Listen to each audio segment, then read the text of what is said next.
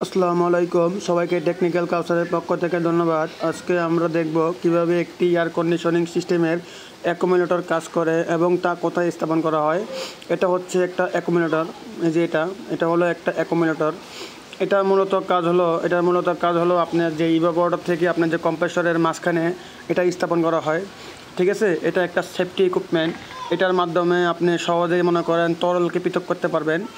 এটার যে মূলনীতি দেখেন, এখানে একটা পাম্প দেখানো হয়েছে। ওই পাম্পের সাহায্যে মনে করেন আপনি সহজে ট্রান্সফার করতে পারবেন লিকুইড।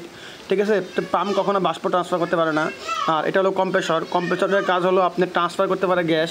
সে সহজেই মনে করেন সে গ্যাসটা সে সহজে কম্প্রেসিং করতে পারে, মানে সংকুচিত করতে পারে গ্যাসটা কন্ডেন্সারের দিকে। এই যে কম্প্রেসর দেখেন আপনি, এখানে মনে করেন এখানে শুধু আপনি সাকশন লাইনে শুধু গ্যাসটা এন্ট্রি করে, আর ডিসচার্জ লাইনে সে মনে করেন সে কম্প্রেস করে গ্যাসটা। এখানে দেখানো হয়েছে, দেখেন এই যে লিকুইড লাইন সে মনে করেন কম্প্রেস করতে পারে না, আর কম্প্রেসর কম্প্রেস করতে পারে। এখানে দেখেন, যদি আপনি কোনো কারণে যদি কম্প্রেসরটা যদি আপনার মনে করেন যদি লিকুইডটা আসে, বাষ্প না আসে, যদি লিকুইড আসে, তাহলে দেখেন কম্প্রেসরের উপর প্রেশার পড়বে, যার ফলে মনে করেন হাই লোড হবে, হাই হিট হবে, এবং যার ফলে কয়েলটা পুড়ে যাবে। দেখেন ওই কয়েলটা সে মনে করেন পুড়ে যাবে। এই কারণে মনে করেন লিকুইডটা ইউজ করা হয় না আপনি, যার ফলে কম্প্রেসর স্লাগিং হবে এবং মোটর পুড়ে যাবে। এই কারণে আপনি এটা থেকে বাঁচতে গেলে আপনি সর্বপ্রথম আপনার অ্যাকুমুলেটর স্থাপন করতে হবে। আমি যদি এক কথায় বলতে যাই, অ্যাকুমুলেটরের মেন কাজ হলো আপনার সিস্টেম থেকে যে তরল আছে, মানে ওই তরলটা সে মনে করেন পৃথক করে দেবে, মানে বের করে দেবে। এখন আমরা স্ট্রাকচার আসি। মূলত আপনার অ্যাকুমুলেটর কী নিয়ে গঠিত? অ্যাকুমুলেটর মূলত দুটো অংশ নিয়ে গঠিত, একটা হলো ইনলেট, একটা হলো আউটলেট, দুটো পাইপ নিয়ে গঠিত।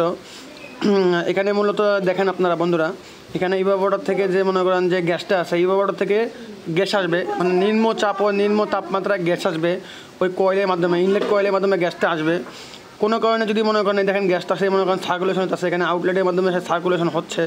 ঠিক আছে, এখান থেকে সে মনে করেন কম্প্রেসরে যাবে আপনার বাষ্পটা।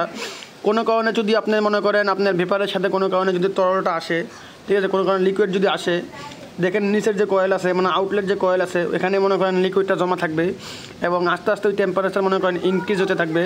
ঠিক আছে, যার ফলে সে মনে করেন আস্তে আস্তে সে মনে করেন ভেপার হবে বা লিকুইড হবে। এখানে যে নিচে দেখানো হচ্ছে, নিচে মনে করেন আপনি থাকবে, তখন টেম্পারেচার বাড়বে, যার ফলে সে মনে করেন ভেপার হবে, আস্তে আস্তে সে ভেপার হবে। এবং ওই ভেপার হলেই সে পরিপূর্ণ ভেপার হলেই সে অ্যাকুমুলেটরে যখন সে ভেপার হবে, তখন সে মনে করেন এখান থেকে সে কম্প্রেসরে সে সাপ্লাই দেবে। সো অ্যাকুমুলেটর হলো আপনার সেফটি ডিভাইস। এটার কাজ হলো আপনার কোনো কারণে যদি আপনার ভেপারের সাথে যদি তরল আসে, তাহলে সে মনে করেন এখান থেকে সে মনে করেন পৃথক করে দেবে। সো ভিডিওটি ভালো লাগলে অবশ্যই আপনারা সাবস্ক্রাইব করবেন, ফলো করবেন। ধন্যবাদ।